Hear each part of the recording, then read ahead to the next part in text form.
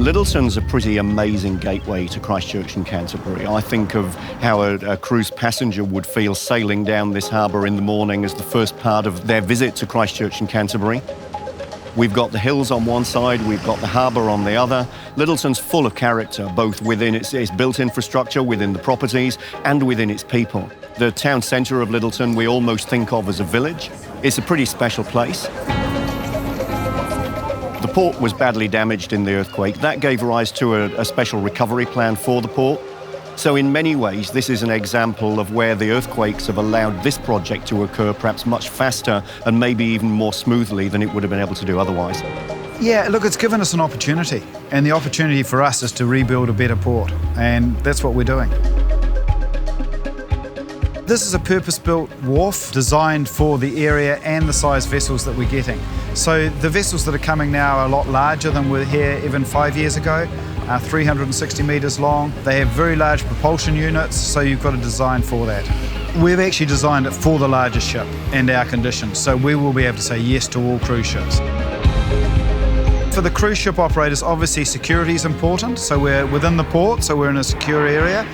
They also need to be able to move people off easily from the vessel to the land side transportation.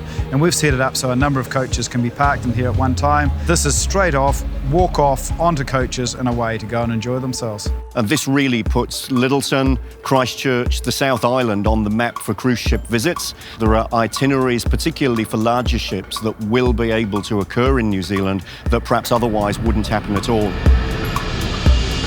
Christchurch obviously is a city which is in regeneration. People can walk through the Botanic Gardens, they can visit the Antarctic Centre, they can walk around our central city and see some of the new development that's happening alongside some of the history, which comes from being the oldest city in New Zealand at the same time as we're the newest city in many ways. Canterbury, of course, with its amazing landscapes, the variety of landscapes. The Transalpine, which goes up into the mountains, gives people visiting, even for a short time, an opportunity to explore that mountain environment, as well as obviously coming in by sea. And Banks Peninsula, right on our doorstep with Akaroa and some of the bays. Again, an amazing destination to visit, very picturesque, very characterful. Lyttelton, Banks Peninsula, Christchurch, Canterbury, all present some amazing opportunities to explore. So this will cater for the largest cruise ships, and then we can still put the smaller ones into the inner harbour, so we can have 2 vessels at one time in the harbour. It's the first and only specifically designed cruise berth in New Zealand.